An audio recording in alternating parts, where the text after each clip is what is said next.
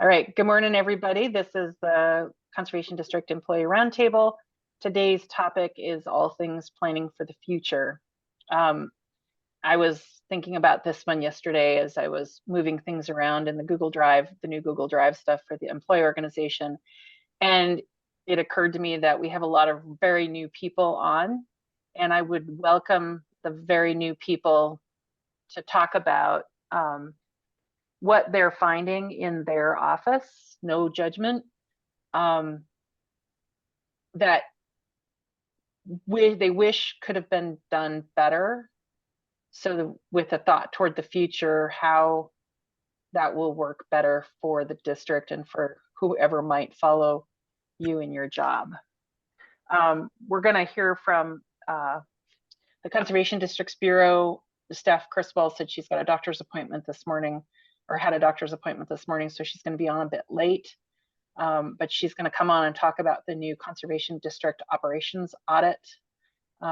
They're revising that document, and so she'll be coming on to talk about that and what that's going to look like. Hopefully, maybe she'll have a draft for us.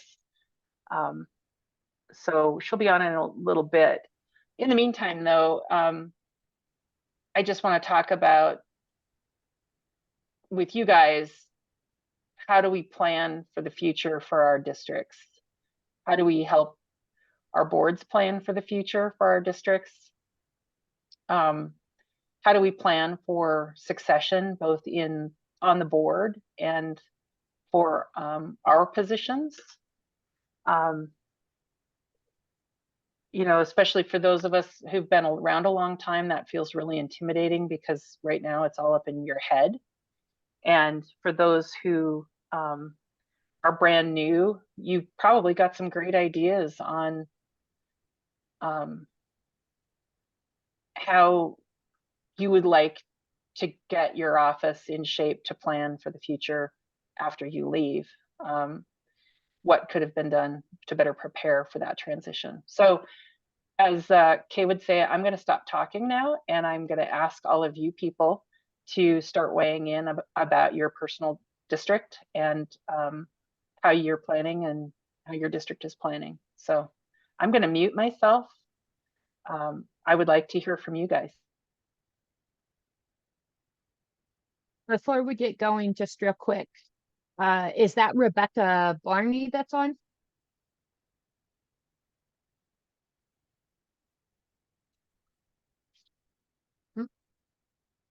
Not sure she knows how to unmute herself. Okay, I'm gonna go with that unless I hear otherwise.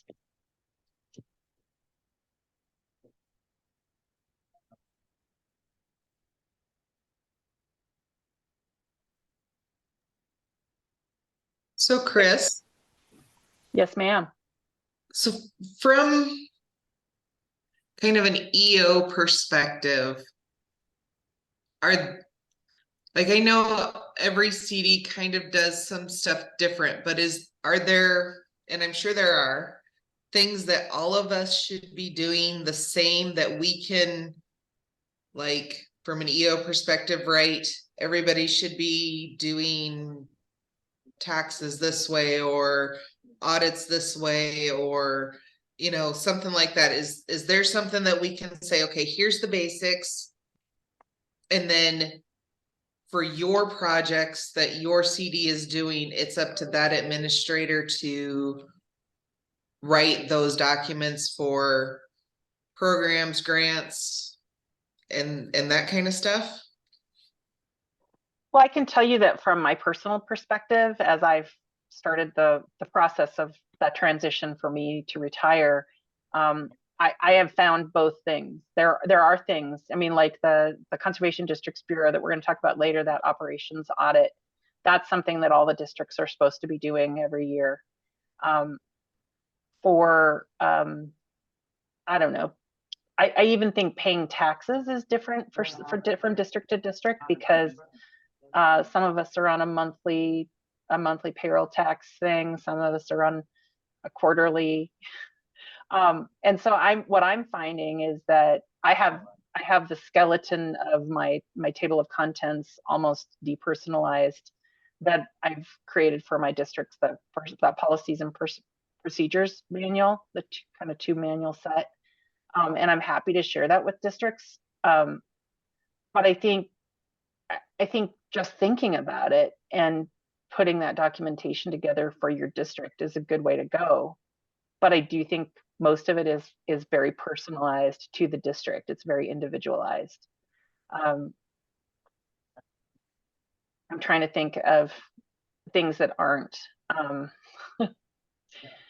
So like planning area meetings, again, it's going to have a district flavor, but there's a process for planning area meetings, right? Mhm. So that kind of thing, I think, is going to be more standardized. There's the operations audit that CDB is going to have.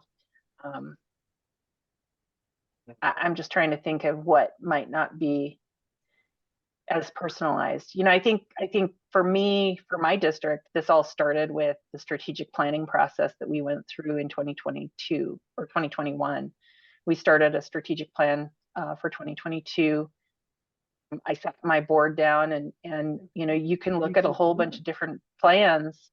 Your district has to plan for themselves, right? Well, I know, it does look like that. Yeah.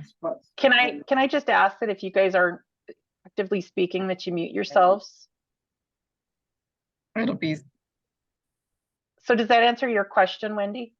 Sort of? Yeah, I was just wondering if there was something like the area reps and the EO, and I know everything is kind of personalized to the CD, but I have to think that we all do some things, you know, the process is pretty much the same or pretty basic that we could, as the EO and the area reps, kind of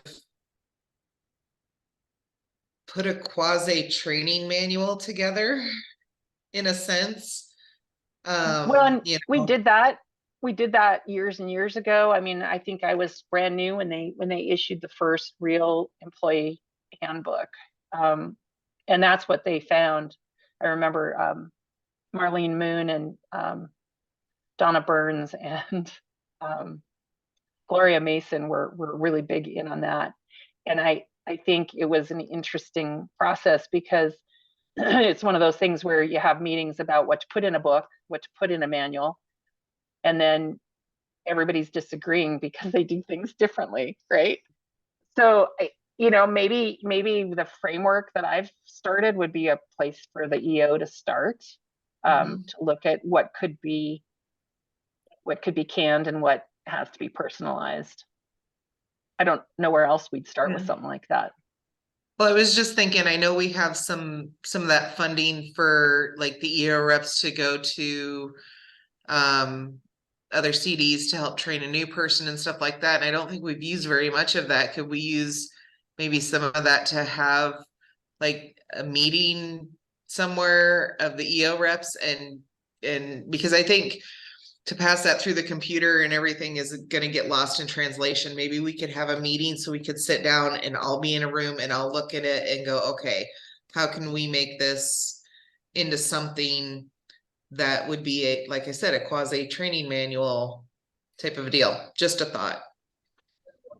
I think it's certainly worth exploring that for sure, Wendy. Let's stay in touch on that one. Okay. I'm not sure what that would look like, but we can sort of hammer that out. Okay. Who else wants to say something? I would love to weigh in on this. Weigh in, please. Okay. Oh, great. We've got dueling Zoom meetings going on in my office, so forgive me for any other background noise that's happening.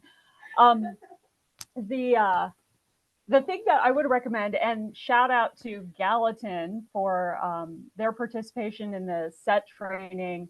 Afterward, they sent me their governance calendar, and that's a much kind of higher, 30,000-foot view of the overall tasks that need to be accomplished by different groups of people, whether it's you as the administrator or your supervisors, et cetera. And it has been so invaluable already. I've got it printed out, it's posted on my wall. I'm constantly adding little things to it so that I can personalize it for our CD as we move through the year. But it has given me a really good sense of kind of the flow of work and specific kinds of tasks that happen not necessarily monthly, but just quarterly or once a year. Because I live in fear of like losing that or not knowing about that one thing that needs to happen. So I highly recommend that people take advantage of that, and it allows all that various stuff we do to be visual, which I find really helpful. The other thing that I realized we didn't have that I'm going to have to make, and it would have been really great to have when I took this position, would be an inventory. I have no idea what pieces of equipment we've purchased with grants, what's in storage, what's not, if it's here at somebody's home, who can say? So it would be nice to know what we have available, and yeah, so that would be about it. And once again, I can't believe I'm not the newest of the newbies anymore, but say yes to every training, meeting, everything else that you can. Just that ability to meet with folks and kind of put names to faces and understand those positions has been really invaluable. And I will also say, uniquely to this group of people, I've worked in lots of different industries and lots of different jobs. People always say, "Oh, call me, I'll help." And it's like you say, "Oh yes, I'm fine," but they don't really mean it. This group means it. I'm continuously amazed by the generosity and professionalism of this group, and everyone is here to help and willing to pitch in, and that is what has kept me in this position. So thank you. Well, thank you for adding all of that. I will agree with you. An inventory is something that's on my to-do list because I've tried to do an inventory a number of times over the years, and I just get sidetracked at doing something else. So that's on my to-do list for this winter. I like the idea of a governance calendar. I sit in on the MACD board meetings every month, and they've started using a governance calendar, and I really like that idea. And I think that monthly timeline, that document that we have that's shared on the website, could be something that could be like smushed into a governance calendar. You could have 2 columns, one for the board and one for the staff. So that's a great one. Yeah. Who else?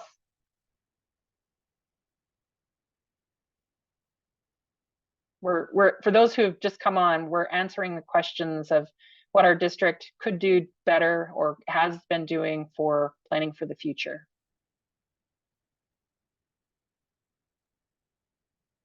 Chris, there's a question in the chat. Oh, thank you. Oh, a governance calendar. Basically, is that Rebecca Barney? Rebecca, that's basically it's a monthly calendar. Let me see if I can find MACD's calendar because it is helpful. It's basically just like a table.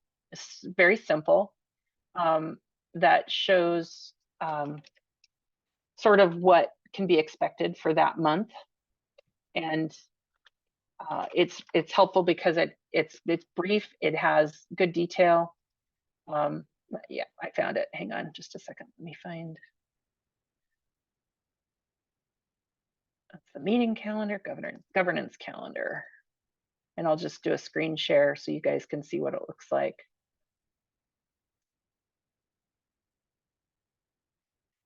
So this is the document that Rebecca sent out with the meeting notices for the employee or for the MACD board meeting. So this is their governance calendar. So they have for their January board meeting, they have all these details of things, and it's probably really small, right? So you can't see it. So let me zoom it up a bit. So it has very, very specific key details on what their activities are that month. and I could see this translating really well to conservation districts. So that's a governance calendar.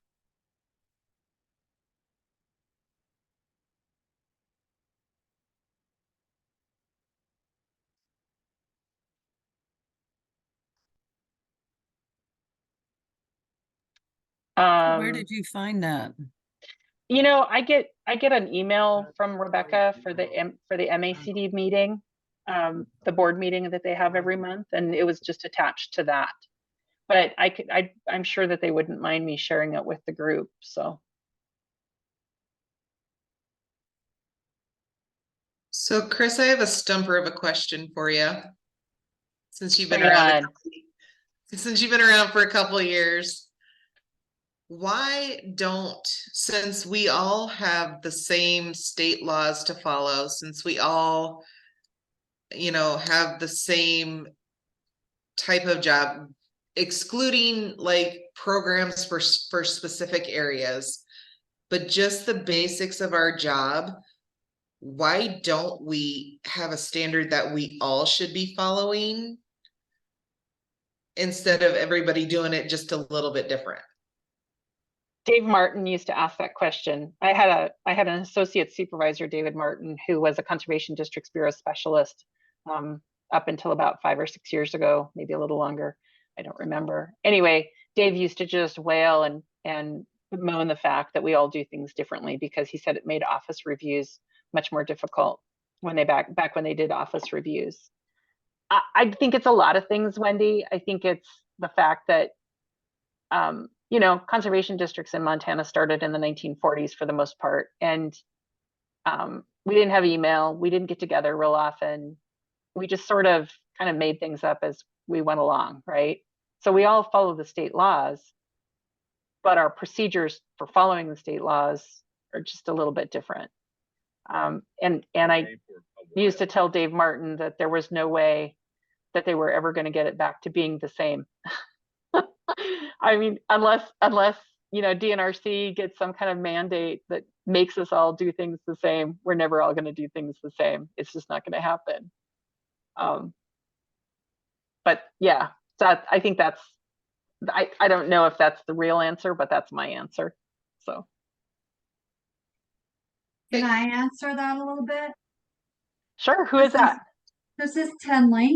Hi, Tenley. Hi, how's everybody doing? Good. Good. How are you? Good.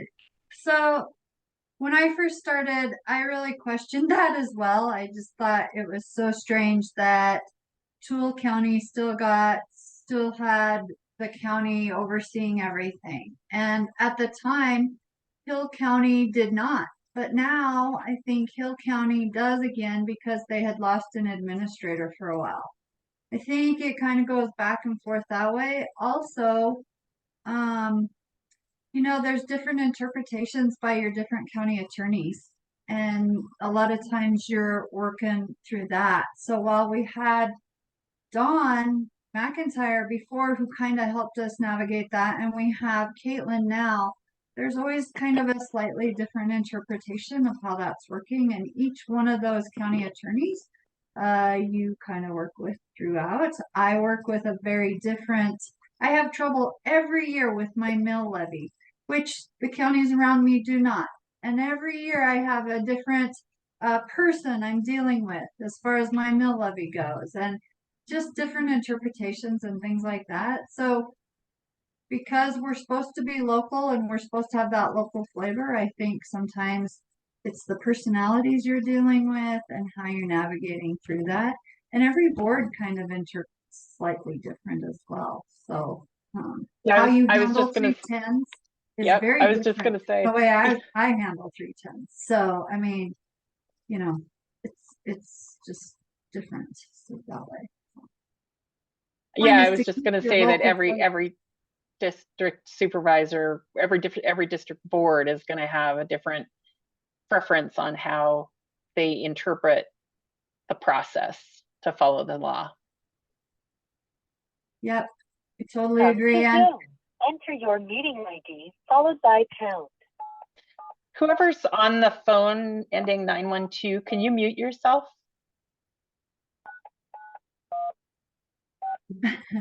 Or not? I'll just mute him. But Okay, so with this funding structure that we're getting and the requirements that are coming down from DNRC on their grants and CDB on their grants and stuff like that, would it be a good time never a good time, but would it be, considering the future and having potentially more full-time people, would it be an opportunity, I'll put it that way, to create some structure? yes. Well, and I think that's what we're being asked to do by the DNRC's Conservation Districts Bureau.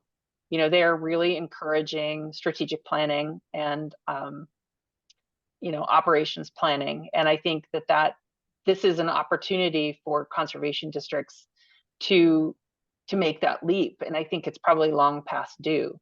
I mean, my district has had a plan for, well, since before I started with them. I wouldn't have called it a strategic plan necessarily, but I think having that strategic plan is sort of like having a budget. It's a budget for your time and your resources, not just your financial ones. And so I think it is a great opportunity to start doing that, Wendy. So how do we get, like, I don't even know who we all need to get on board with that I guess it's would have to come from the supervisors to say, yeah, it may mean changes in our CD, but we're willing to go through those changes in order to have this kind of structure in place. Chris, can I say something really quick? Oh, sure, absolutely. I think that we've started that process as well, Wendy. I think by the amount of turnover that each district typically has, a lot of the information goes with their administrator, right? The supervisors don't take the time to know all this. So by putting a handbook in place, by putting the structure in place that Chris is doing, I've always had inventory, I've always had a governance calendar, I've always had some of those, but not everybody has. And I wouldn't say we started out with some of that, but I think what it was several years ago, Chris started saying, hey, I'm retiring in 10 years. I got to get stuff pulled together, kind of thing. And so by her doing some of that, as far as having, procedures and processes in place and being able to access that easily, I think that helps each district start to pull yourself into that, right? It really takes a strong administrator or strong employees to pull their board along. They're like a big anchor a lot of times. And they want the easiest process because they're busy. They have a lot going on. And so to keep the continuity and to get yourselves to there, it's going to take the employees and the administrators or whatever you call yourselves to make that happen. I don't think it's a supervisor thing. I think you have to come before your board and say, hey, look, we're supposed to be doing this. It says right here, and this is what makes it easier. So, I think you've started, or I think the EO has started that process. And we just need to keep pushing forward with it. Chris, I'd like to add something to that. In my previous life, I did a lot of consulting work with all kinds of different organizations doing strategic planning and lots of boards. And we just kind of had this play out at our last board meeting. I think some very basic board education done annually that includes what the real both responsibilities and consequences for not being engaged can have, especially fiduciary consequences, is really important. Without going into detail, I had to give my board some a little bit painful news at the last board meeting about some things that they hadn't been minding the shop, and there were some consequences for that. And luckily, we were able to deal with those and get back in the good graces. But they were really shocked when they found out that, you know, maybe some things were happening that they weren't aware of, and there was some anger. But I had to say, you know, but you allowed that situation to happen by not being more engaged, by not asking more questions. And that's, you know, transparency has to be kind of a two-way street, and kind of giving them a little glimpse into, you know, what those consequences can be, can really get them enthusiastic and on board with meeting those requirements. Does that make any sense? Absolutely. I think it does. And that's sort of the role that Conservation District Operations Audit was supposed to sort of fill. We've filled it out for years, and I usually fill it out, and then I make the board go through it with me line by line, and say, this is in the state code. This is a law. We're supposed to have 2 supervisor signatures on every check, you know, that kind of thing. And they roll their eyes at me when I tell them we have to do it. And yet that role, the supervisor roles and responsibilities part, they have to understand that they are the ones at risk. It's not the employee who is fiscally responsible to be, you know, making sure that things are being done. It's the supervisors. And there used to be, back in the old days, when there was VHS tapes, there was a VHS tape that the Conservation Districts Bureau put together. It was the local folks in the DNRC building who put it together, recorded it themselves, and it was a really great video on supervisor roles and responsibilities. And I think I probably tossed my version when we tossed our VHS player. But I think that kind of training really needs to be done. And I don't know how they can expect the employees to do that training. But that's where we're at right now, is that the employees are doing that training. So we're training our own boards about supervisor roles and responsibilities. And it's sort of, you know, when you're new, I think it's harder. My board makes a big joke about it, but Jeff Ryan always says that I'm supposed to be helping keep them out of jail. And so I do stop them and say, you can't do that. You have to do it this way. And that takes a little bit of confidence to be able to do that and not have your board yell at you. And some boards are going to yell at you anyway. But I don't know what the answer is to that fully, but that's where we're at. There was a point in time when the Conservation District Bureau staff was offering to travel to districts and do new supervisor trainings to review those supervisor roles and responsibilities. And I haven't heard that as an, I guess, a service from the Conservation Districts Bureau in recent years. Is that still available as something they offer? I know Veronica told me, I know Veronica told me they were going to bring back the 10-minute supervisor training things. Yes, or work they are on bringing new back. ones. They are bringing back the 10-minute trainings. They've revamped them. But I'm going to let the CDV people who are online. Veronica's on. I don't know who else is on. Katie's on. Have you guys heard anything about that kind of training coming to the districts? Yeah, we've revised them. They have gone through review. They're ready to go. I think what I'd like to do though is maybe in office hours or kind of present them to all the administrators, because there's exercises that I embedded in them that require a little bit of like printing things off before a meeting. So I kind of want to just go through them quickly, you know, with everyone, and then they're free to you know, they'll be ready to go. I would say in the next, I don't know, I'm doing office hours tomorrow. I might jump on the second half and do them tomorrow, but we will send them all out and we will launch them, I guess, but they are ready to go. I think we have, those are the 10-minute trainings. Is that what you're talking about? Yep. So we had some that were already in existence.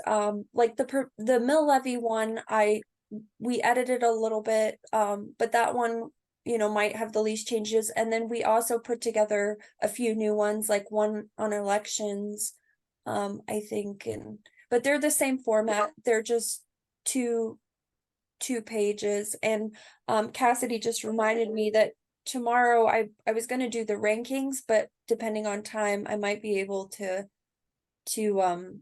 cover them a little bit. So I would say they're coming out soon. For anybody that's interested, you can reach out sooner. But yeah, they were very popular in the past, so we brought them back. Is there any guys hear me? motion? Yeah, we can hear you. Go ahead. Okay, this is Stephanie. I've been on for a while and I was the disruptive one on the phone earlier. Just getting out of an appointment and sitting in the parking lot, so I apologize. But I just wanted to add on to what Veronica was saying about supervisor training, and Sam's question is the 10-minute trainings are sort of a short-term fix. I think many of you know we have been working on a larger curriculum, incentive-based curriculum, and that's going to be a while to roll out. So in the meantime, that's why we're doing the 10-minute trainings. But to Samantha's question, there in our strategic plan, we have 6 or 7 priorities, and one of them is supervisor training.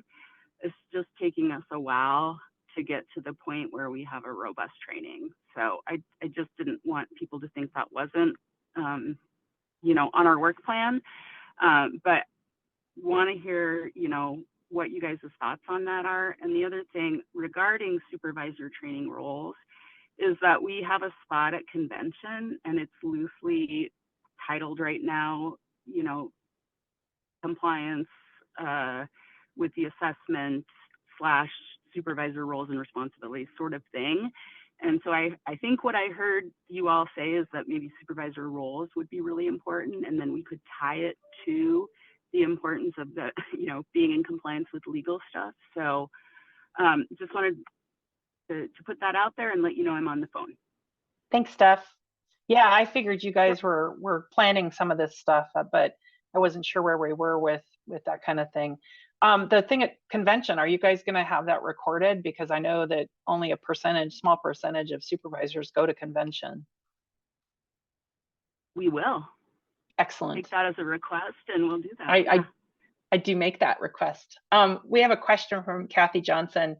She says one of her districts is used to doing things their way, right or wrong. Any advice on how to change that? Well, from my perspective, I don't know, man. That's a tough one. I think bringing in somebody from the Conservation Districts Bureau to a meeting to talk about those things specifically could be helpful to make them aware of the risk that they're in if they don't do things the way they're supposed to do. Anybody else have any comments on that one?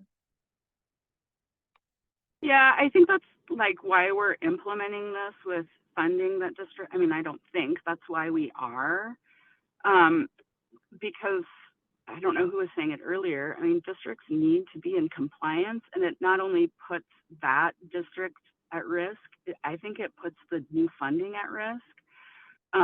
You know, there's going to be increased scrutiny with the money in the legislature through the interim and next session. So I think using that assessment as a tool, Kathy, might help. And, you know, like Chris said, with a CDB person at the meeting, that might help, you know, offset some of the tension or whatever. Yeah, it can make you feel less in the spotlight with your board, especially if you're on the newer side. You know, let somebody else be the bad guy kind of thing. So I find the fact is we're not going to provide funding if districts aren't in compliance. And I don't know if you guys have had this discussion, but if districts are, you know, not in compliance with stuff, we're not going to like automatically shut money. There will be like a plan to get into compliance. So Kathy, there's just going to be some requirements in order to access CD funding. And I think that might turn that around for you. Hope so. what were you going to say, Sam? I was just going to say that I find the CD Operations Audit from the DNRC to be very helpful in that kind of like those specific references to statute, you know, because that's like a list of exactly what you must be doing to be in compliance. But what I think might be helpful is a better understanding of what those consequences are, because I'm not even clear on those really. It's like, I appreciate Steph saying that about the funding. Like if you're not in compliance, you're not going to be eligible for funding from the Conservation Districts Bureau.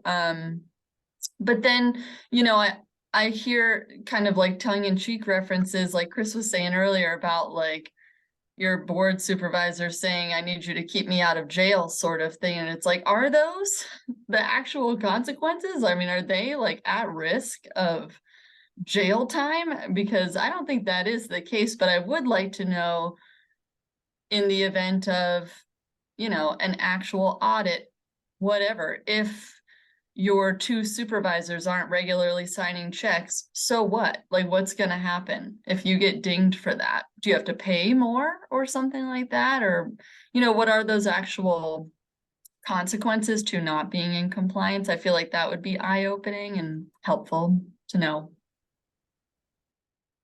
I agree. According to the law, Samantha, they have to be there has to be malfeasance, and malfeasance is very difficult to prove. So it's basically like they're knowingly doing it wrong, and proving that in the court of law or, you know, whatever, is very difficult. There are some limits. I think it's 750,000 as the most a district can be sued, in, you know, by whoever, but it's only up to $750,000. And again, there's that. I can't remember what that code is. Chris, maybe you do. We talked about it with Carl, I think, during that, but I can get that out to everyone. It's but pretty unless they're much knowingly like doing it, it's really hard to prove. Yeah, and it would be like, I mean, the risk is like whoever, like an affected party suing the district, basically. And yeah, okay. All right. And there's best management practices, and then there's the law, right? So I guess I would encourage everybody to read their law book. There is a lot of great stuff in our law book that is really important. One, for us doing business, but also to keep us out of jail, right? That comment, but also, like, it's not a requirement necessarily to have two signatories on a check. However, it is best management practices, right? Because you are a public entity. And a few years ago, we had, you know, when we've had several of these trainings where we've had MSU come in and talk about public meeting laws or public entity laws, because it's not just meeting laws. And I just benefited because I had worked for an entity, the city of Great Falls, that actually didn't follow the laws right and got in trouble while I was here. And so I'm really uptight about doing business over email, because that's where you get in trouble. Like, you can't do, you're against public meeting rules then, right? You can't make a decision over an email. And I know a lot of boards do it, and that's totally illegal. But I mean, if they catch you, right? Catch me if you can kind of stuff. But I mean, it just does come down to your best management practices and what we're doing. And I would just encourage everybody to really know the law book, because I don't know that supervisors are going to take the time to do that. And roles and responsibilities are different. Like, roles are kind of set by the board and by MACD, and how they handle things within their own local jurisdiction, right? And responsibilities are legalities that DNRC oversees us on, right? And make sure that we're doing that. So I think there's some differences there. All right, so staff, do you want to share? You're on your phone, so you probably can't share the new operations audit that you guys were going to talk about. You can share the copy. Yeah, you could share the copy of the draft I sent you if you want. Let me see if I can find it. Hang on a second. It's definitely a draft, so yeah, I found it. Hang on just 1 second. Let me we can update the format, you know, based on your feedback and whatever. But essentially what we did was take the CDB, I can't remember what they called it before, but we'll just call it a audit. And there were a lot of best practices that went in there, and Chris put a ton of other good information in there, but we decided for this first go around, as we implement this as an eligibility requirement for funding, that we try to make it as simple as possible. Particularly, there's so many new administrators. So we just took, I don't know if you guys are seeing it now, but we just separated what the document had before into categories of operations, personnel, 310, superintendents, elections, and governance, I think. And then there's a fiscal section. So just the highest priority laws that relate to each of those topic areas. And then those all will be hyperlinked too, because I'm sure everyone in the meeting is going to want to, you know, hyperlink to the law and read it right there on spot. So at any rate, that's what it's shaping up to be like. And like I said, we're trying to make it simpler in this rollout, but there's just a lot of information. Yeah, you can only go so far. Now. You can only go so far with making it simple, Steph. I mean, there's just a lot of stuff, and it is on the screen right now for people to see. So, and that's why we cut it off at what are we legally required? What are districts legally required to do to operate, and what are districts required to provide to DNRC, which there is some things in statute. So the best practices part, I still think are super important. And if you all think that we need to roll it back into this document, happy to do that at some point. Or if it should be something different that the EO works on, I don't know, that's something we can talk about. well, when you start talking about best practices, there's a lot there. I think it might be a better companion document, honestly. Yeah. And you're going to get, this is where, when you're going to get into what Wendy was saying at the beginning of the call, is districts don't do things the same. And so a best practice for one district could be considered not to be a best practice for another district. But if we could keep the topics relatively general, maybe we could make something like that work. Does anybody want me to scroll through this thing a little slower, or what do you, can I send this out to the group as a draft? No, it's not ready. Okay. I would not feel comfortable. I mean, there's typos and things like that in there. Okay.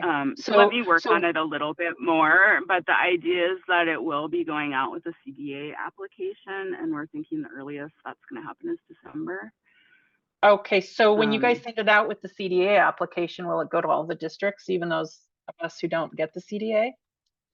Well, that's part of the thing, right? Like, there's some districts who purposely don't get CDAs because they don't want to go through that process. So, but there's some of us who don't qualify who would like to have the document. There's some of the, I know. Again, back to, we can't do things consistently for all the districts, Wendy, but I definitely want to present it to all districts, but the requirement is going to be districts who are receiving funding. So it's not going to happen with this first round of grant funding because we didn't announce that initially, but it's gonna launch with the next CDA. Okay, so there's a couple of things. Provide the Go ahead. Well, there's a couple of things in the chat. Oh, okay. I was just going to say all districts will have access to it. But yeah, not every district is going to be required to do it if they're not getting funding from us. Okay. So Casey Steele asked if there's a preferred time of year for the audit to be done. My district, we always do it in January or February. I don't know, CDB, is there a time of year when you think it should be done? Well, if we're timing it with the CDA, that would be December. Okay. Or January. You know, I don't know what if we announce it early December, and it would be around that timeline. That would work. Kathy Johnson says she thinks it would be very helpful if a Conservation Districts Bureau person could come to a meeting and go through the document with her and her board. Then they could be told where they're failing. Yes, I agree. I think we're happy to do that. Your CD specialist, reach out to them, and if not, reach out to me if they're not available. So, but yeah, we're gonna do some training on that ourselves, which is kind of like I don't want that to go out yet until we're comfortable with it internally. And then yeah, we can go out to districts and go through the tool together. Okay. All right. And then there were just a couple of comments that people wanted. They want a copy of the audit, even if they don't apply for the CDA. So we'll make sure that we'll all make sure that everybody gets it all. So yep. When it's done. For sure. Okay. All right. Yeah, I was just being very thoughtful as we move forward again, because in my mind, this is all tied in one way or another to our demonstration of accountability to the legislature. So yeah. Do you guys want to talk about strategic planning, annual planning, that kind of thing, Steph? We talked a little bit about it, but yeah, I think it's already been announced that we are going to be requiring some sort of plan with your grant applications. And again, we're going to be really loose on what a plan is in the beginning until folks are actually utilizing planning and have those planning documents on hand. So I think, I heard you guys' discussion about that, and I think everyone's starting to come around to why strategic planning is so important, and now the funding is available. So I encourage folks to take advantage of that. And I think people know this, but we are working with Terry Profata to get a list of both professional grant writers and strategic planners. She's doing a pretty big vetting process to make sure, we're not encouraging you. This is going to be a list of recommended folks. So that will help. It's not like you're left high and dry to figure out how to procure these kind of professional services. So I think that's all I have. Veronica, do you have anything to add on strategic planning? The 10-minute training rolling out. Yeah, I did put together a 10-minute training on strategic planning with a template. Again, it's if you know 10-minute trainings, they're not like a big comprehensive training. They're meant to be maybe a starting point. So yeah, I did try to put something to at least get your board members thinking about or put them, I guess, in a frame of mind for, strategic planning. So yeah. And what is really cool about those new 10-minute trainings, Veronica mentioned this earlier, but she tried to put in exercises so they're interactive, so they're not just high and dry, learning about strategic planning. So hopefully that's the experience folks have when they use it. Looking forward to seeing them.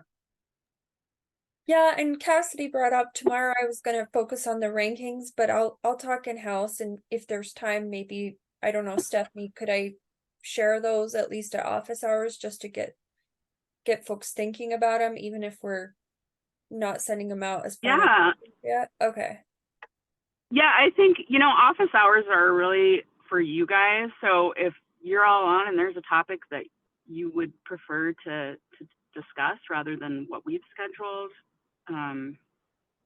it's really a time for you guys to have some dedicated time to ask us questions. Oh, sure. I have a question. When you referred to the planning being required with grant applications, are you talking just CDA grants or are you talking for all grants? I'm talking project and grants. Okay, cool. I mean, CDA grants, strategic plan, people don't have them yet. So I don't think we could really require it quite yet, but right. Maybe we'll have a question, do you have a strategic plan? And then if not, we can, suggest or help work on a planning grant. Right. The way I've been approaching boards is, yeah, first of all, do you have a plan? And a lot of them will say, yeah, somewhere, maybe a while ago. Some of them do take it out annually. One board member said, we just changed the date on it. So I think there's kind of, the way I'm approaching it is, do you want this document just, to have something to submit, or do you want it to actually help your board figure out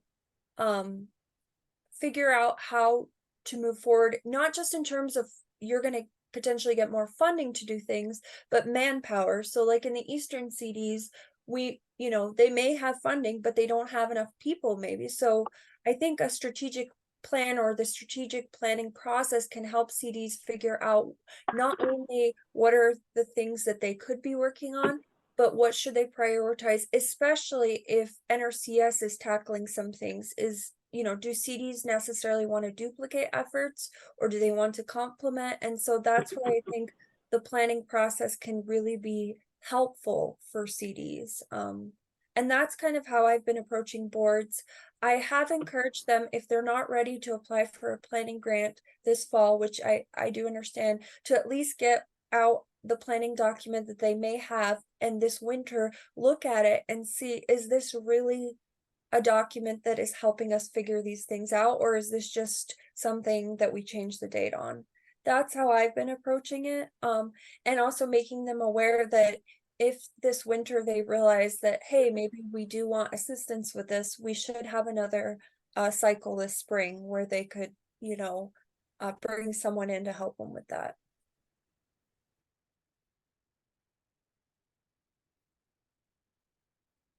So Flathead has offered to share their planning documents and Sam, you could talk about that if you want to. Sure. Sure. So we have an annual work plan, which we update every year. And it's got, I could share it just to give you an idea of how it's laid out. Can you guys see that?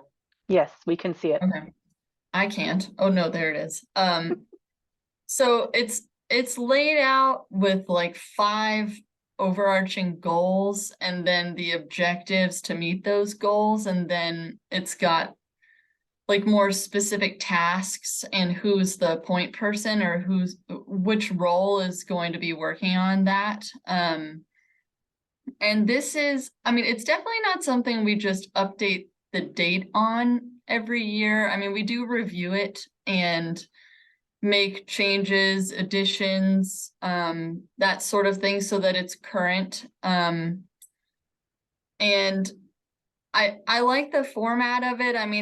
It's laid out nicely and everything, and it kind of aligns with, the duties and responsibilities and requirements in the operations audit to a certain extent. But then, I'll say that okay, so we have an annual work plan that gets updated every year. Then we also have a long range plan, which was last updated in 1964. And that document is obviously not useful at all. My predecessor tried to do an update back in 2020, and it got kind of derailed for a number of reasons. And so we don't currently have a long range plan that's like a usable working document that's, it's not tied to like our local working group meeting or anything like that. So I think we have kind of a need for strategic planning, because I think it's telling that our annual work plan is not especially useful. Like I'm not taking out our annual work plan and looking at it to help guide my day-to-day tasks, and then that annual work plan is not linked to our long-range plan. And I think that those things should talk to each other. And I think we could use some professional guidance, like through strategic planning, to update all of those things and turn them into usable documents, because ideally it's like the long range plan should be that overarching, like strategic kind of plan for the district, which informs the annual work plan, which is also tied to our annual budget every year, right? I mean, all those things should talk to each other.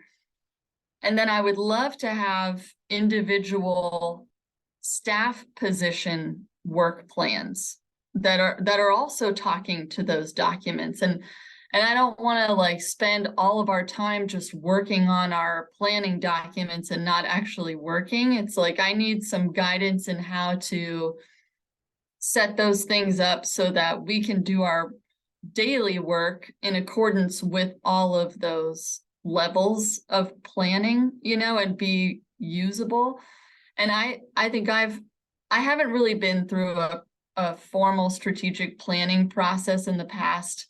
I'd like to explore it, you know, for that reason, but I think I personally struggle with strategic planning a little bit because it's very big picture kind of stuff, and it almost it's like feel good kind of stuff. And I don't understand how to translate that to the day-to-day tasks.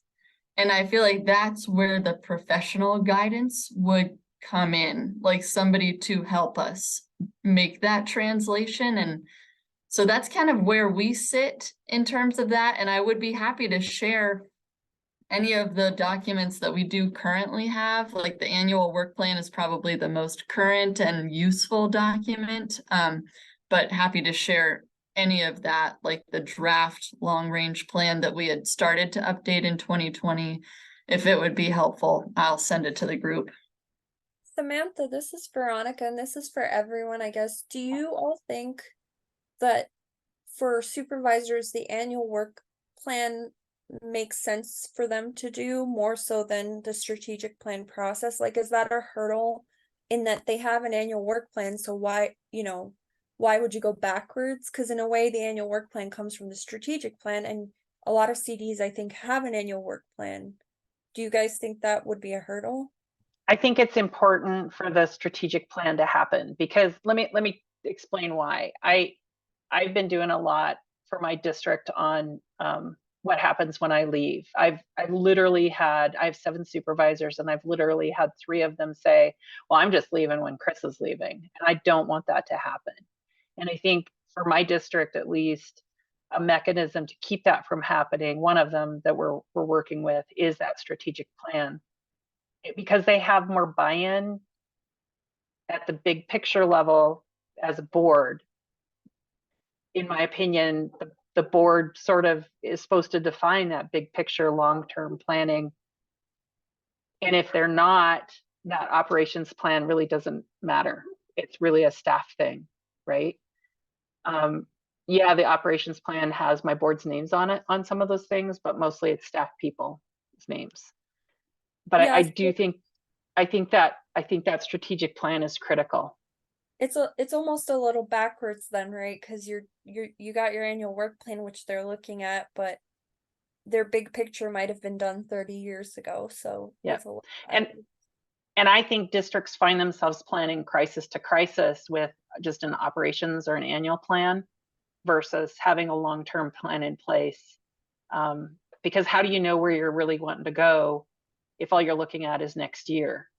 I mean, if you, as a district, you really need to know where you want to be in 5 years or 3 years or whatever. I don't know. I found that having both has really helped me. And when we had staff turnover, when Connor left and we hired somebody, I think it's really helped our new person as well. So. And new supervisors too. Yes. Well, and that's, to me, that's critical. Yeah, and best practice. Sorry, Chris, I was going to say best practice. You pointed it out, but best practice for a long range plan is 3 to 5 years. Yeah. So that's Dusty the snapshot. Dusty and Macy have their hand raised. What's up, Dusty? You're muted. Okay, there you there go. I am. There you go. I couldn't get unmuted. So we are the ones Veronica mentioned, like my board changes the date on the top, and then they kind of like, oh, that grant closed, make sure to delete it. But they don't, our annual work plan is we do look at it every year and that's about it. We, since I've been here, have never done a strategic plan. So that was kind of my question. And Veronica hinted to it, but like, how do any of you have an experience where you have done the first one that's been done in years? And how did you start that? And how often is it done? I think Tinley touched on that. Carl said something and Tinley popped in and they said they work on it every couple of years or whatever, but I just don't know how to start. I don't know how to start a strategic plan and I don't know how often it should be done because our annual plan it's there, but it's meh. I would like Dusty with your board to do the 10-minute training to get them thinking. And then we have the grant available, but to start that process, I think the 10-minute training might be a good way to get them thinking about it. And then this winter prepare, if you feel like, I don't know that you can quickly do it in a way. It's, I have funny pictures of my board back, I think it was 2006, when we took the original plan that had been in place since I had been on there. And we actually hired one of the RC&D coordinators to come over and work with us on a strategic plan. And it was hilarious. The pictures are so funny because we've got flip chart pages up around the room and the stickers, so everybody came up with everything they could think of, and then they put stickers on the priority things. And I should have given everybody different colored stickers so I could put their name on those things, honestly. But that's how we did our strategic plan. And I don't know that you'd necessarily need a facilitator, but I think one would help, whether it's somebody from CDB or NRCS or RC&D or something. Basically, in my perspective, a strategic plan was just nailing the supervisors down on what their priorities are. What are your priorities? That's the first thing. And then how do we get there? And so if you hire a facilitator, I mean, they would probably provide it, but my guys are super great about clamming up and putting it out, tabling it. So do you send them like, next month on this day, so-and-so will be here, so you need to be prepared to not clam up. Like, here's some questions to get you thinking is kind of my thought process. That's what I would do. That's a good idea. I don't, like, if there was a strategic plan done 30 years ago, hopefully DNRC has it on record, because I would need to dig through a storage shed and a half because I have no idea where it would be. Well, it's not relevant anymore, Dusty. Well, right, but like even you mean the template would be helpful just to have as a starting point. But I think anything. Yeah, I think a facilitator, I mean, I've had requests like, would you facilitate our strategic planning? So I kind of see what you're saying. On the one hand, I've also thought if local working groups were effective, you could get a lot of information from those. You can certainly look at old documents to see, I mean, resource concerns change, priorities change, but you could look at them anyways to get an idea of where you were. And then that's kind of where I would start, but I know that's it's not an easy process to just be like, okay, we're meeting and we're done with it. And also it's a living document. So you may have a strategic plan and then not an annual work plan, but even the next year when you're developing your annual work plan, you may look at your strategic plan and it may need edits again. It absolutely should have edits, really, every year.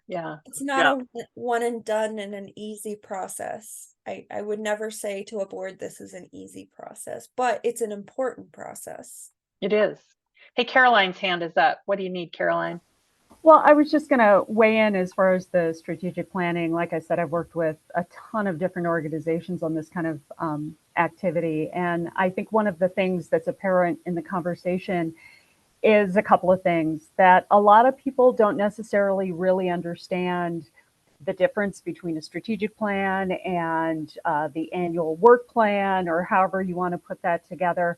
And getting those ideas straight for the board will help them engage in the overall process. And I think you really just homed in on the important part is all of these things should not be kind of a one and done. You do it so you can check the box and put it on the shelf. And that's the experience a lot of people have with planning it's an exercise I have to do. It's like going to the doctor and I'm done and I'm not going to do anything about it.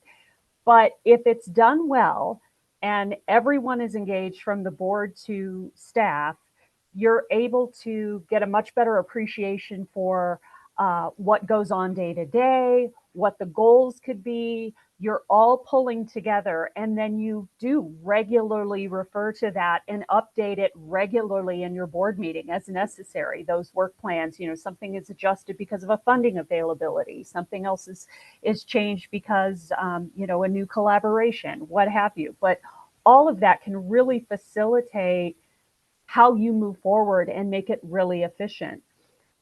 The other thing that I would encourage you to do, and it's probably already in there in the guidance, but make sure your annual plans as well as your strategic plans include regular board development as well as organizational development. There should be goals and time set aside for improving your financial record keeping or developing new policies or whatever those pieces are that you may not have paid attention to before, but eventually will make you in compliance, better able to handle bigger or different projects.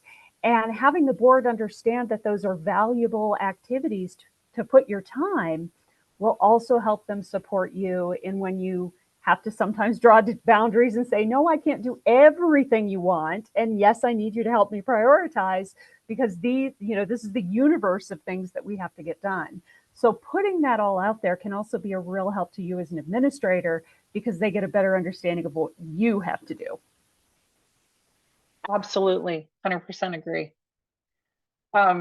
We review our operations plan quarterly, so it'll be at our next board meeting. I'll have a review for the operations plan, and that's exactly what we do. We go through it, and I say, "Oh, we couldn't do that because we had our big Sky Watershed Corps member quit. We couldn't do that because we ran out of money. We couldn't, or we did this instead." And there's always those random things that happen during the year where you're asked to present or do something for somebody that you need to make sure you're adding to that operations plan, so that when you go to do your review of your strategic plan in January or whenever you do it, you can say, oh, you know what, we had a lot of call for this kind of activity. Maybe we should add that to our strategic plan this year, make sure that that's reflected in our strategic plan.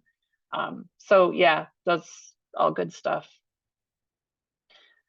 All right, so have we done this one to death at the moment, or do we want to revisit this at another roundtable in the near future? Any recommendations on that from folks? Strategies for engaging supervisors in strategic planning when they dedicate so much of their time to normal district business. Yes, it does feel like pulling teeth. I don't know, Sam. I just make mine sit down. We have a planning meeting every year. I make them sit down. We go through the plans. We go through the budget, and that's because I think of a strategic plan very much like I think of a budget. You got to figure out what your resources are and what you can do with them. Maybe just ask them if they would be willing to take a couple of hours at a meeting or two and see if we can define our priorities as a district. I don't know. If local work groups were effective and you had, input from the public, I think having a planning session after when it's fresh in their minds about what other folks have brought as resource concerns might be a good time to get them engaged. But I know a lot of local work group meetings, sometimes folks don't show up, or so I guess my point is if those meetings work very well, you could get public input and then your board right away could prioritize. But that's just been my own thought. The other thing we've done is we have a resource concern survey that pops up on our website that people can fill out. And so it's sort of an addendum to the local work group feedback that we get. And we do incorporate local work group and that resource concern survey information into our plan for next year. So. Okay. I think we'll wrap this one up. I don't remember what the topic is for October because I don't have that screen up. But we'll be back in October on October 18th at 10 o'clock, same same Zoom. And I'll send out a follow-up email from this one with the location of the video and whatnot. We're rearranging some stuff on the EO Google side of things, so all the links are going to get changed at some point on the website. But right now, I'll let you know where the link is. So, all right, thanks everybody for coming on today. Thanks, guys. Bye. Bye, everyone. Thanks, everyone.